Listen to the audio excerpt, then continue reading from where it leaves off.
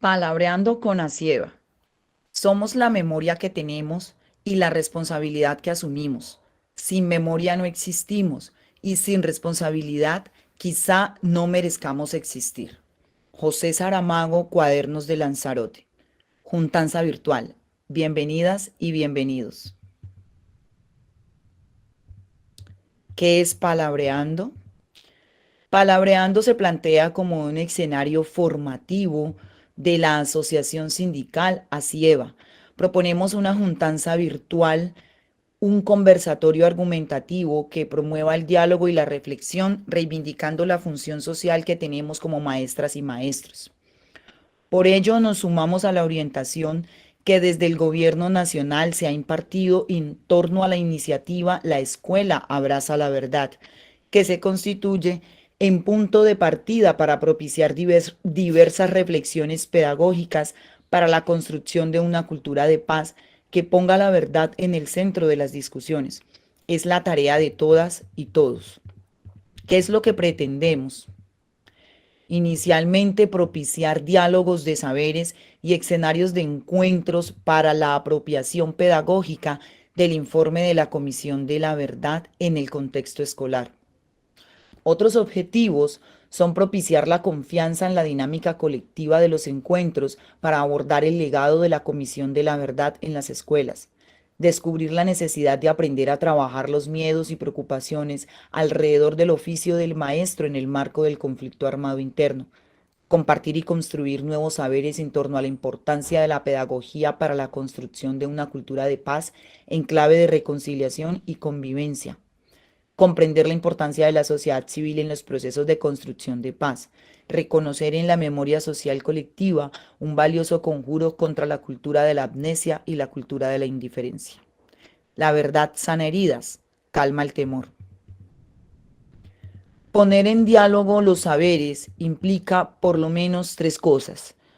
Uno, un escenario de encuentro. Nuestro primer escenario serán los cafés pedagógicos, será palabreando. En adelante los escenarios de encuentro son todos aquellos que nos brinden la posibilidad de abordar temas y problemas que atañen a la educación en el vínculo que existe entre ella y la realidad, con el fin de construir alternativas de transformación en el marco del informe de la Comisión de la Verdad. Segundo punto, la coordinación de acciones, realizar acciones colectivas para asumir el liderazgo pedagógico en la búsqueda de la justicia, los derechos humanos y la cultura de la paz en torno a los asuntos educativos, históricos y políticos del país en el marco del informe. Como tercer punto, la construcción de un espacio participativo de diferentes actores educativos y organizaciones sociales y sindicales. Estaría encaminado a construir liderazgo pedagógico del informe de la Comisión de la Verdad en el entorno escolar. Que siempre haya memoria en el corazón de cada ciudadano colombiano. Los tres principios que queremos resaltar en este espacio de Palabreando serán la dignidad como aquello inexpropiable que hace al individuo resistente a todo, incluso al interés general y al bien común. La dignidad de la persona comprende una manera determinada de vivir una vida humana, es un modelo del pensar, del vivir y del hacer. La solidaridad como aquello que alude a la colaboración mutua entre los individuos, lo que permite lograr la superación de los más terribles desastres como guerras, pestes, enfermedades, entre otros. Implica sensibilizarse frente a las situaciones de conflicto cultural, político y social que los otros viven. Por último, la memoria. La importancia de la memoria subyace en la necesidad de recordar aquellas circunstancias que nos formaron como seres sociales para construir un modelo de comunidad superior al pasado. Por eso, la Comisión de la Verdad no es un puerto de llegada, sino uno de salida, para un viaje que lleve a la transformación que se necesita, para que ese nunca más no sea un deseo bien intencionado, sino una política y un compromiso nacional. Escuela, verdad y no repetición. En la iniciativa La Escuela Abraza la Verdad, desde el Gobierno Nacional, se presentaron guías pedagógicas con el propósito de generar conversaciones con los niños, niñas, adolescentes y sus cuidadores para reflexionar sobre la verdad y su relación con distintos aspectos de la construcción de paz. Por ejemplo, la, el valor de la verdad en la convivencia cotidiana, la importancia de la escucha plural y el respeto a la diferencia para construir verdad, la relación entre el conflicto armado, la búsqueda de la verdad y la defensa de la diversidad étnica y cultural, la conexión entre el conflicto armado, el derecho a la verdad y la superación de la violencia basada en género, el vínculo entre la justicia restaurativa y el legado de la Comisión de la Verdad, el papel que han jugado las escuelas y específicamente las y los maestros en el marco del conflicto. Elegimos memoria, escogemos verdad y amamos la justicia. Maestras y maestros, nos pillamos en la red, en este espacio virtual, en esta juntanza virtual. ¿Cuándo? Los últimos jueves de cada mes, desde las 7 de la noche hasta las 9. Nos pillaremos desde hoy, septiembre 29, en la importancia de la pedagogización para la paz. Lo abordaremos a partir de estas huellas que nos ha dejado el conflicto armado interno en esta Colombia herida, fragmentada, que necesita ser sanada. Nos volveremos a ver el próximo mes, el jueves 27 de octubre, para abordar escuela, verdad y no repetición. Cerraremos este ciclo de este 2022 el jueves noviembre 24 para abordar la verdad como semilla de futuro.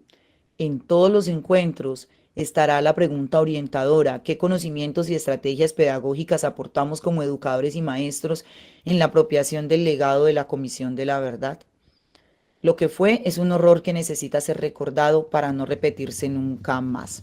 Hasta que la dignidad se haga costumbre, compañeros. Este espacio está dirigido y dirigida a las afiliadas, afiliados de ASIEVA, amigos, compañeros, colegas, organizaciones sociales, sindicales, barriales, cómplices. Como dice la canción, vamos a andar sumando a los demás. Los horrores del pasado deben ser siempre enseñanzas para el presente. Nunca más miraremos al otro lado. Nunca más nos será ajeno el dolor de otro. Asociación Sindical de Educadores del Valle del Cauca, ASIEVA, presente, presente, presente y combatiente. Muchas gracias. Bueno, ahí vamos generando estos espacios, estas ideas, estas ganas de encontrarnos. No sé si tienen algo que expresar en este momento. Shirley, solamente quiero expresar algo y es que por favor no olviden diligenciar la asistencia. Gracias. Muchas gracias, yo. Bueno, sí, ya por ahí está la asistencia y aquí estamos compalabreando con una idea que va como cogiendo más fuerza y bueno, con muchas ganas de que avance mucho más. Entonces, si no tienen algo más que expresar, voy a contarles que compartiré nuevamente pantalla porque queremos entrar en materia de la Colombia herida. Para ello, como introducción a lo que se viene, vamos a compartir entonces uno de los relatos que hicieron para la comisión a partir de algo que se llamó Basta ya, no más violencia. No sé si alguno llegó a verlo. Esos relatos fueron representados por actores, ¿sí? Lo interesante del relato es cómo logran captar también en esos pocos minutos, tanta andanada de sentires, tanta emocionalidad, cómo logra transmitir eso que podríamos enmarcar en la Colombia herida. Este relato se llama Ausencia, Incertidumbre y Soledad. Hace referencia a la desaparición, lo narra Maribel, que sería la esposa. Textos corporales de la crueldad, Caquetá, 2001. Te hago una Entonces preguntita. Dale. ¿Estos relatos están relacionados con los 3 tomos de Colombia Basta ya? Sí, están relacionados con ese estudio, claro que sí. Listo, gracias. Vale, de todas maneras, ahorita les vamos a compartir también el enlace de estos relatos porque son muchísimos. Se pueden trabajar con los chicos, bueno, podemos hacer gran cantidad de cosas como vamos a hacer en este momento de introducción a lo que es la Colombia herida. ¿Listo? Entonces, voy a quitar mi micrófono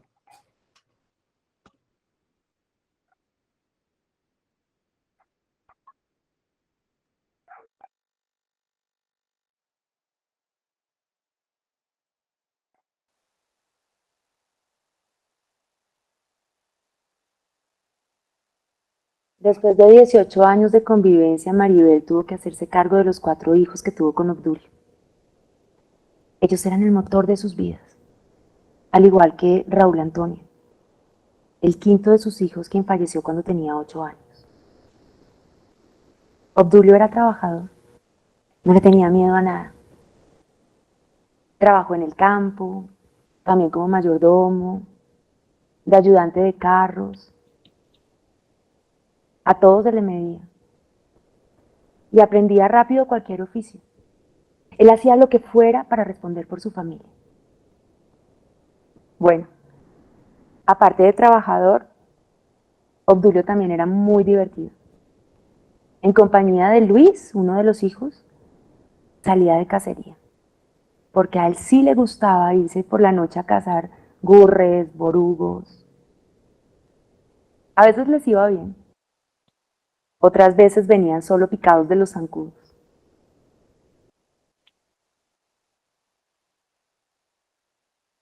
Ese lunes, 12 de noviembre de 2001, como era su costumbre, nos sentamos todos a desayunar y dijo que se iba para San Vicente del Caguán a hacer una carrera. Un viaje. Pasaron 6 días y Obdulio no regresaba. Los hijos lloraban inconsolablemente.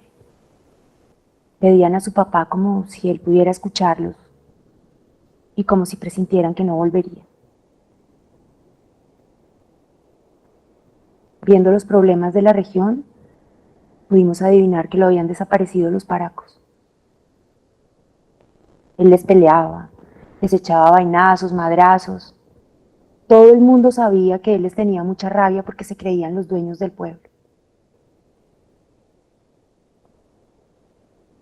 Sus pertenencias aparecieron junto con el taxi. En septiembre de 2012,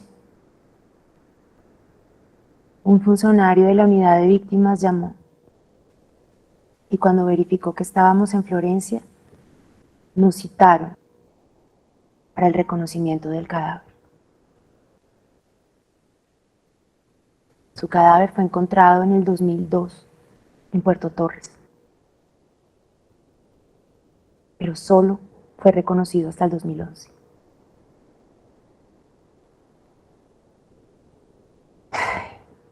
Basta ya, no más violencia.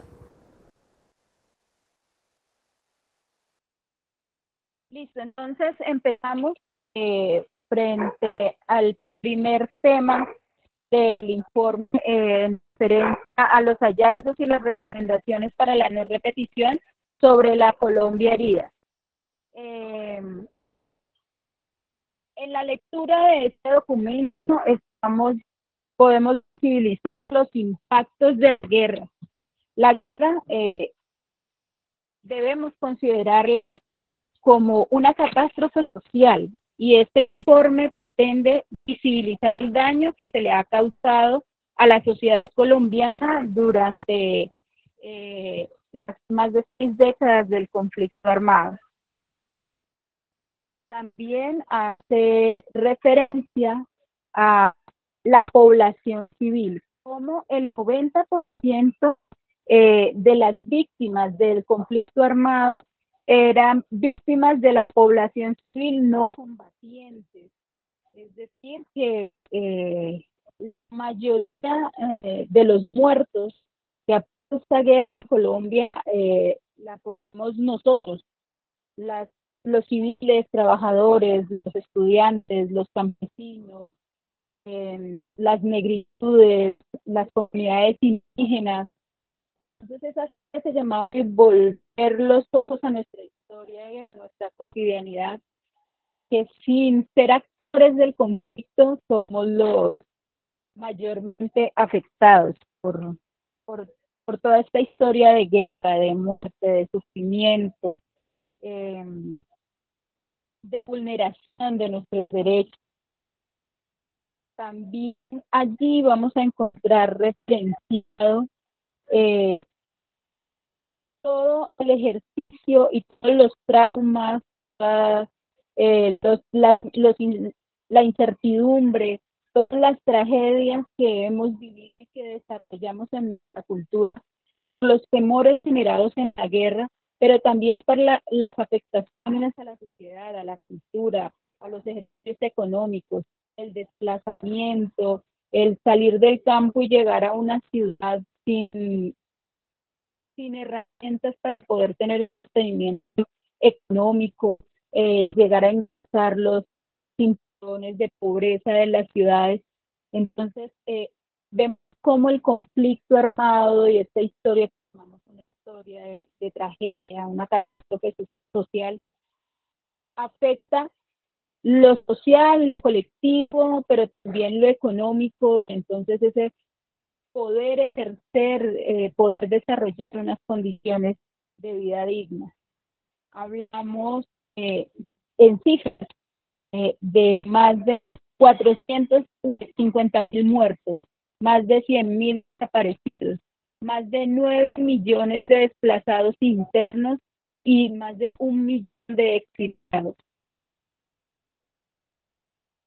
También en este informe nos llama la atención un dato muy curioso, y es que más del 20% de la población colombiana ha sido víctima directa de la violencia en el marco del conflicto armado colombiano. Eso significa que en nuestras familias extensas o en la cercana, en nuestro núcleo familiar o estas familias de nuestros abuelos, nuestros bisabuelos, hemos tenido el dolor, hemos vivido el dolor del conflicto armado colombiano muy cercano. Entonces es una afectación, como decíamos ahora, es una afectación que transversaliza a todos y todas en nuestro país.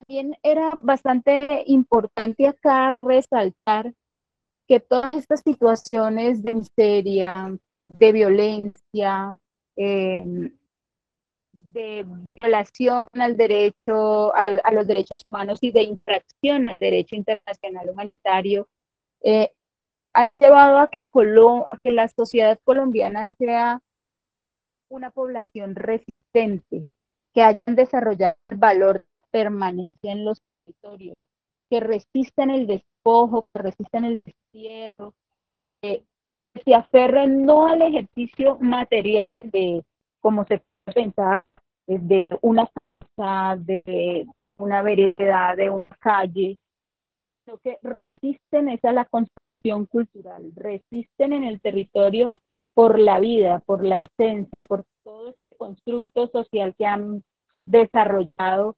desde sus antepasados, y entonces considera que el encierro es una forma de muerte y persisten allí a pesar de las dificultades. En algunas poblaciones han preferido el desplazamiento de aldeas completas a permitir que salga una sola familia. Y esto lo podremos evidenciar cuando lleguemos a estos relatos. Entonces, es paradójico ver cómo esta historia de sangre, esta historia de un abandono estatal, ha llevado a fortalecer procesos sociales, colectividades.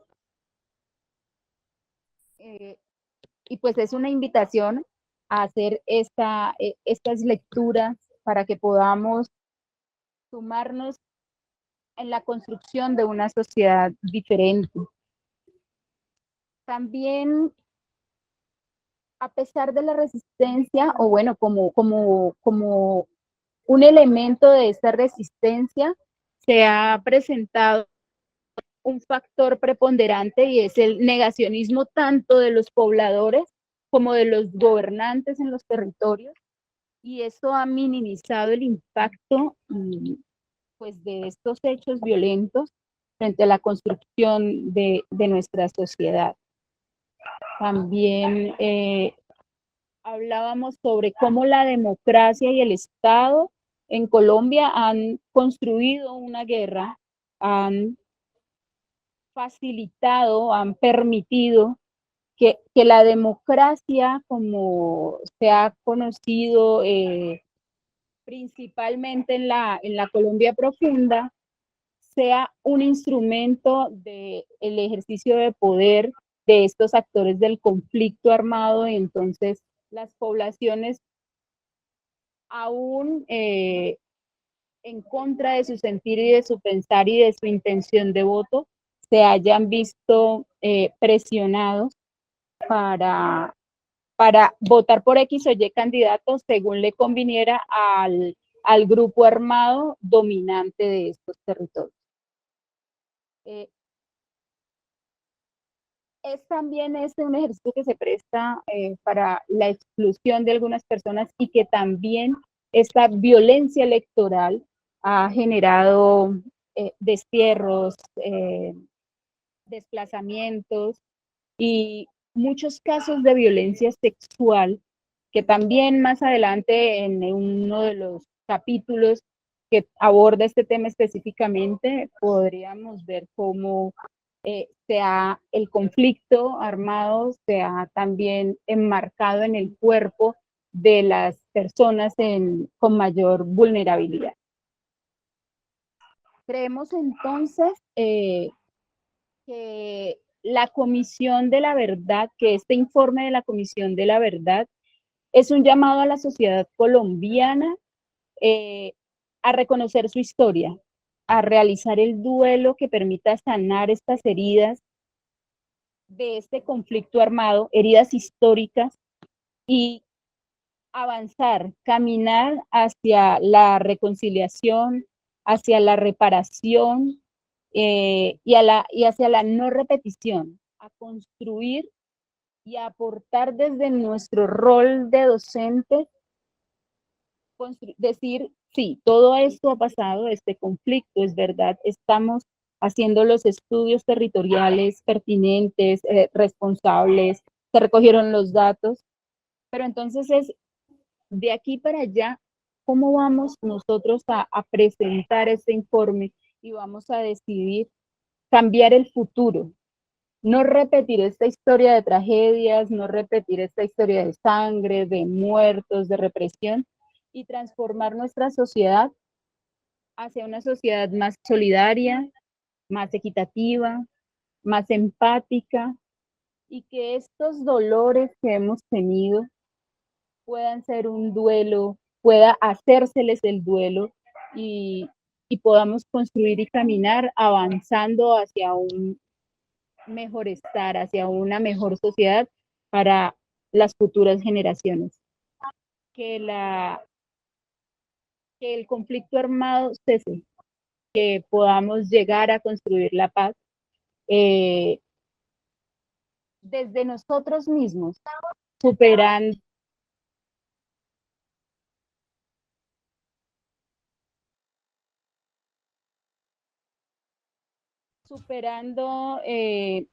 nuestros propios traumas, nuestras propias dificultades, y poder colectivizar estas enseñanzas, estas herramientas y estos aprendizajes.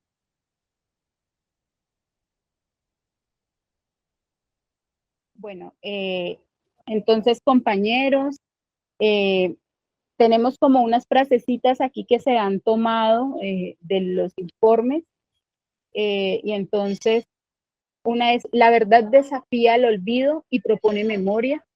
Si hay verdad, llegarán días buenos. La verdad sana heridas, calma el temor. Bien, yo comienzo recogiendo lo que dice la profesora Alcira, porque precisamente una de las apuestas es lograr conectar lo que aparece en el presente con el pasado. Es un ejercicio de traer la memoria del pasado a la memoria actual. Es una forma, digamos, también de recoger una historia. La historia que se hace a contracorriente de la historia oficial. La historia que hacen, por ejemplo, los periodistas de investigación, los cronistas de investigación. Y en ese sentido, para enlazar estos, digamos, estos dos momentos, nosotros dijimos, bueno, vamos a traer dentro del formato de nuestra presentación siempre la invitación a la lectura de un texto. En este sentido, pues escogimos a un escritor, periodista, el iniciador de la crónica moderna en Colombia, a Germán Castro Caicedo. El texto, bueno, eh, para compartir, más que para, este es un texto que va a quedar allí, de todos modos, en el Classroom. No voy a leerlo realmente porque, pues sí, la idea era tener un guión, y ese es el guión, el escrito que se hizo para presentar a Germán Castro Caicedo. Pero lo que realmente importa es lo que hay, lo que se esconde allí. Castro Caicedo realiza un ejercicio de reportería en el periódico El Tiempo durante una década, entre la década de los 60 y la década de los 70, y luego recoge esos reportajes en un texto que se llama Colombia Amarga. Es un texto extraordinario desde el punto de vista de la manera como hace una radiografía del país y como muestra, digamos, lo que él decía, es un libro que pretende, ¿sí?, mostrarnos un país que no conocemos o que olvidamos. En este sentido, digamos, y contextualizando un poco el libro, lo que dice la profesora Alcira, ¿sí?, del proceso de urbanización, un país que cambia rápidamente, ¿sí?, en tan solo 23 años, la ubicación de la población. En 1951, la población era mayormente rural. Aproximadamente un 60% de la población vivía en el campo. En 1973 hay aproximadamente un 67% de población urbana. Es decir, ha cambiado, digamos, se ha trasladado el campo a la ciudad, o sea, ha habido una migración, ha habido lo que llama otros autores, lo que llaman un éxodo interno, lo que hoy se llama el desplazamiento interno, pero es un éxodo interno producido por la violencia. Una violencia que ha sido la violencia de todo el tiempo en el país, que se esconde con diferentes nombres, ¿sí? En ese momento, desde los años 30, se esconde con el nombre de la guerra bipartidista, pero no es la guerra bipartidista, es la guerra siempre, la misma guerra de siempre, de los ricos contra los pobres. Ese negacionismo del otro, ese olvidar el otro, esa manera como se construye este país, no con el pueblo, sino contra el pueblo, ¿sí? Y entonces lo que hace Castro Caicedo es traer digamos, mostrar, visibilizar esa historia que está aconteciendo en los territorios, que obviamente son palabras de ahora, pero que en ese tiempo eran simplemente esas intendencias, esas comisarías, esos parajes lejanos e incluso, digamos, parajes urbanos que tampoco se conocían. Entonces, ese cambio ese cambio de la población, ese cambio poblacional del país, muestra todo una serie de vejámenes, si se quiere, de violaciones a los derechos humanos, que en ese momento ni se hablaba de eso. No se hablaba de violaciones de los derechos humanos. En una matanza que hubo, y que está en el libro, en La Rubiera, en Arauca, la frontera con Venezuela, se plantea cómo quienes matan, 8 personas matan 16 indígenas cuivas, ¿sí?, casi como cazándolos como animales, porque no se daban cuenta que eran gente. Era la noción que había, porque desde pequeños los habían criado así. Miren las ideas que hay allí y miren la concepción que se maneja, ¿sí? Si los españoles negaron la calidad humana de la gente que se encontraron en América, esa negación seguía presente en nosotros, ¿sí? Allí, en 1976, cuando se escribe ese libro. Pero continúa hoy, cuando a la señora Esperanza Castro le da por decir que Francia Márquez es un simio. ¿Sí? Es una cultura que ha permeado prácticamente toda la historia del país y que nosotros pensamos que no, es una cuestión como vamos pasando simplemente. Por eso al principio aparece, digamos, ese texto, el texto inicial de la invitación es a un tipo de sociedad que se olvida de la historia, que arrasa la historia. Pero nosotros tenemos que recomponer esa historia a partir de esa memoria sistematizada que es la misma historia, la historia nuestra historia, la historia desde abajo, para contraponerla a la historia desde arriba, que es la que se nos ha impuesto en las aulas, que es la que se nos impone desde los textos oficiales. Entonces, bueno, hay muchas otras cosas para plantear, yo les dejo el texto allí y simplemente yo quiero cerrar, porque ya me toca prácticamente como darle un poquito más de dinamismo a esto, cerrar con el fragmento que yo escogí como invitación a leer el libro de Germán Castro Caicedo, ¿sí? Pues allí en el texto se hace una comparación entre entre los capítulos, que no se alcanza de mucho, entre los capítulos y lo que aparece, digamos, como el informe de la Comisión de la Verdad, como esas líneas convergentes, ¿sí? Y en el relato ustedes podrán observar cómo esta historia, ¿sí? Lo que va a aparecer acá, una historia de 1969, se relaciona perfectamente con historias que nosotros podemos recoger tanto del informe de Basta Ya como del informe de la Comisión de la Verdad. ¿Sí? Espérenme un momentico. Entonces, bueno, voy a simplemente a hacer la lectura. Es también, no es una lectura muy fragmentaria, son pasajes de un relato, pero para no agotar tanta la paciencia de ustedes, simplemente voy a hacer unos saltos en el texto.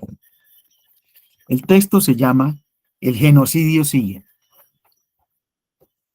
En las miles de hectáreas que le han robado a la selva alrededor de San José del Guaviare, usted no encuentra una sola casa campesina donde no haya por lo menos una persona enterrada. Les hacen pequeños jardines. Yo entré a la zona en mayo de 1969, cuando la colonización estaba en lo fino. Esto lo habla un campesino. ¿Sí? Los aviones de la Fuerza Aérea aterrizaban y tiraban ahí en la pista cargamentos completos de familias. En promedio, venía un DC-3 al día.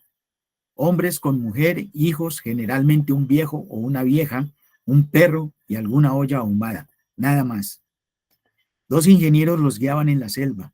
Les mostraban su pedazo y los dejaban ahí. Cuando alguien moría, qué carajo, qué cajón ni qué carajo, lo envolvían en una sábana, en una hamaca, en lo mejor que tenían y lo enterraban frente a los ranchos, hechos con hojas verdes. Eran enramadas bajitas, provisionales, entre el barro de esa selva que usted va a ver mañana. Aquí aparece, digamos, otro aspecto que no se cuenta, que no se contabiliza. Todos esos muertos son parte de un genocidio de desplazamiento, digamos, a la fuerza, desplazamiento forzoso que se hacía por parte del Estado. La libertad es el último caserío sobre la vía. Está silencioso y el único ruido viene de una cantina, música ranchera y el choque de varias bolas de billar.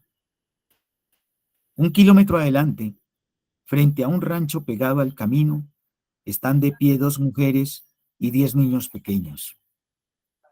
Ese día visitamos 4 casas, 26 niños, de los cuales ninguno tenía los ojos sanos. La choza del camino tiene una habitación y una cocina armada con adobes, sobre la cual solo vimos una olla ahumada en la que hervían 7 yucas. El almidón que ustedes usan en la ciudad para planchar los cuellos de las camisas, aquí es la sopa obligatoria, dice la señora del ojo enrojecido. Es Flor María Rintá, boyacense de 25 años, quien llegó a la zona hace un mes en compañía de su marido, Salomón Gordillo, y de sus 3 hijos. Allí también, desde hace un año, Bertilda Casanareña, 33 años, su marido, Marco Antonio Vargas, y sus 7 hijos, quienes alojaron al nuevo matrimonio. Pero Bertilda, una mujer vivaz, diminuta y amarilla como un cirio, está esperando el 8º muchacho. Es ella quien narra lo siguiente. Esta olla nos las prestó un vecino, porque en 12 meses no hemos podido comprar nada. Mi marido lleva medio año enfermo, perdió el talento para caminar y quedó incapacitado. Trabaja de jornalero en algunos fundos, a ver si algún día conseguimos centavos para irnos a la selva a limpiar y hacer un hogar que sirva. Nosotros salimos de nuestra tierra hace 7 años y nos fuimos a colonizar a las selvas del Caquetá. Ya teníamos algunas cositas, cultivos, unas pocas hectáreas desmontadas, pero a un señor le dio el hambre por nuestra tierra y le dijo a mi marido que se la vendiera. Él no quiso. Entonces, como ese señor es político, el que compra en elecciones los votos para un senador de Neiva, que no me acuerdo su nombre, una noche mandó unos policías y a otros hombres de civil y nos quemaron todo, la casa, la cementera. A mi marido casi lo matan a palo. Lo dejaron tirado y amaneció entre el barro.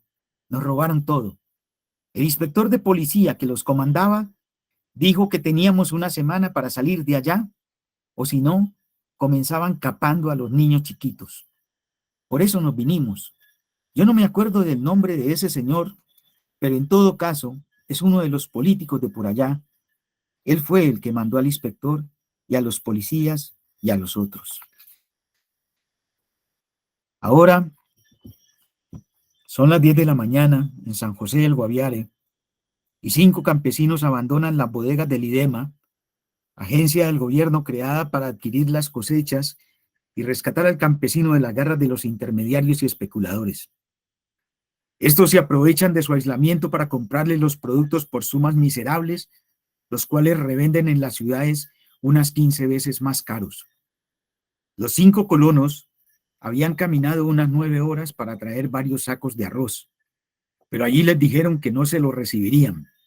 Es de mala calidad, anunció el encargado de la recepción del grano. No obstante, media hora después, vi como un par de intermediarios les pagaban 260 pesos por cada bulto, tras lo cual dieron la vuelta, entraron en las mismas bodegas y los revendieron en 460 pesos. Para estos 2 hombres, que fueron saludados calurosamente por el empleado oficial, el mismo arroz se había convertido ahora en producto de primera calidad. Ese es uno de los relatos. Es uno de los relatos del libro y es precisamente un texto, una invitación a la lectura para meternos, para apropiarnos de la memoria, para apropiarnos de la historia, de nuestra historia, la historia de abajo. Gracias. Muchas gracias, Alejandro. Voy a pedirle el favor al compañero Cristian que vaya dejando por aquí por el chat un enlace para que podamos hacer comentarios del espacio y puedan llegarnos las sugerencias también para quienes no se han atrevido como a participar, a escribir. Por aquí lo pueden hacer, por favor. Vamos a ir cerrando entonces este espacio y voy a quedarme un poco con esta imagen de la Colombia amarga y con esta frase que en algún momento Germán Castro Caicedo pronunciara.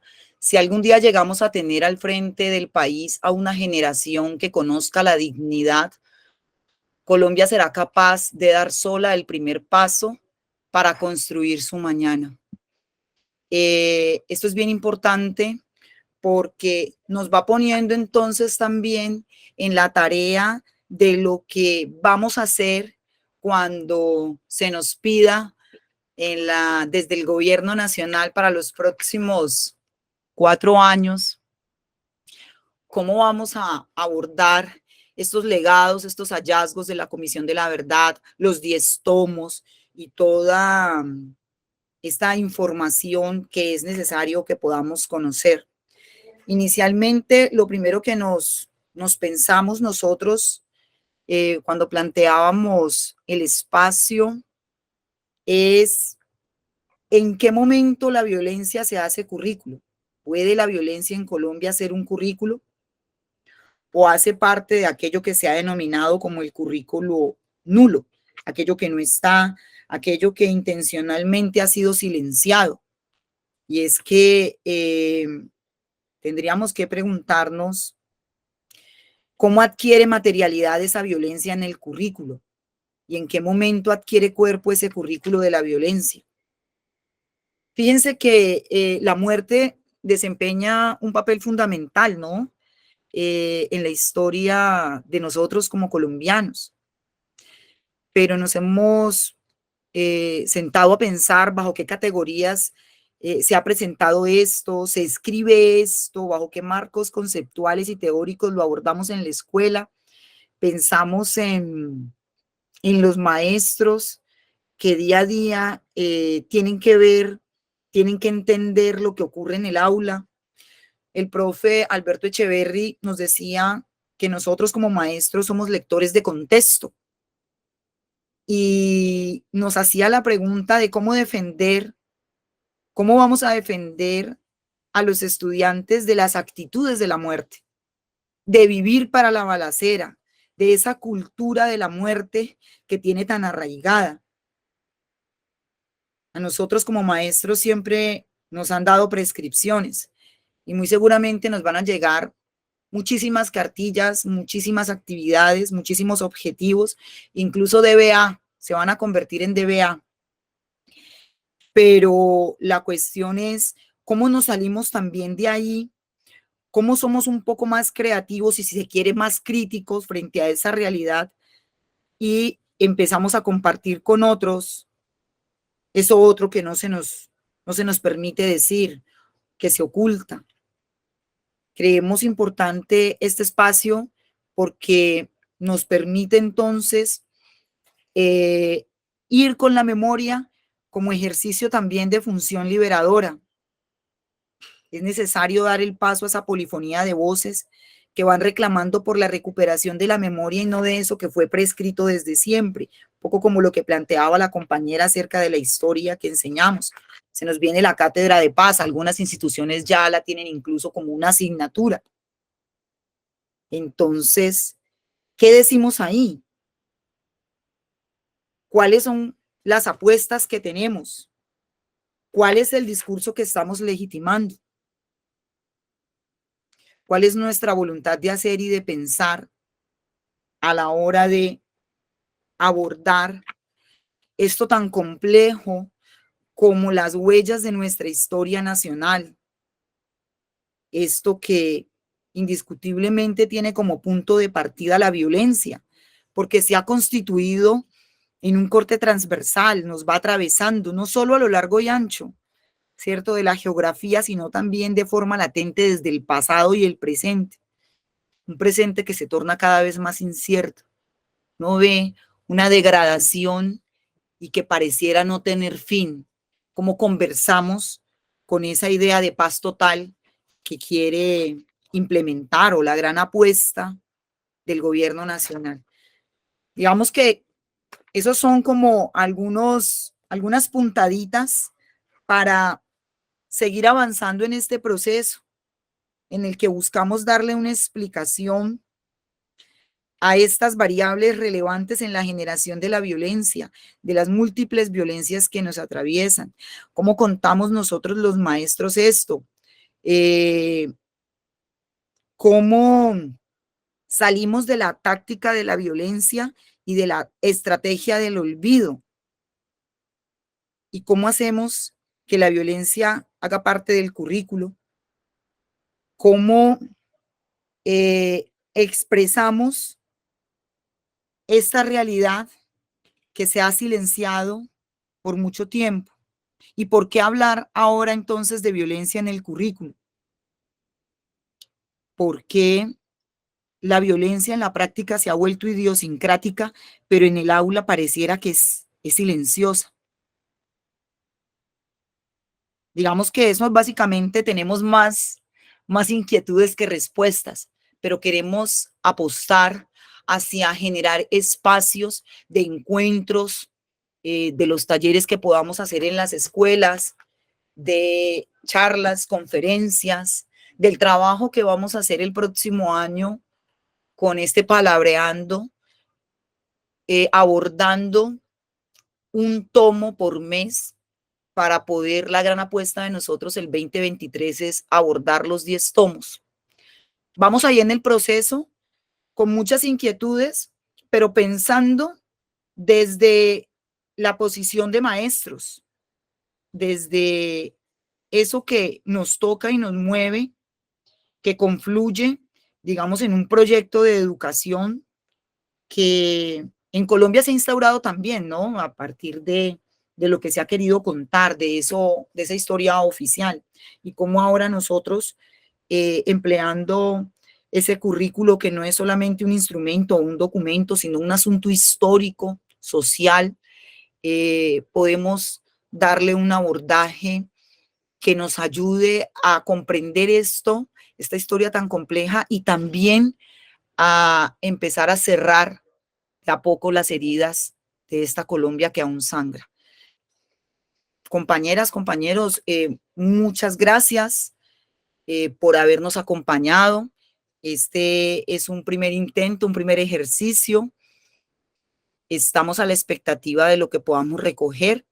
Si alguno no pudo llenar el formulario y tiene cómo comunicarse con nosotros por vía de correos, por nuestros WhatsApps, por donde sea, estaremos atentos para seguir trabajando, porque vamos a seguir andando, vamos a seguir hilando y sobre todo generando espacios de conversación.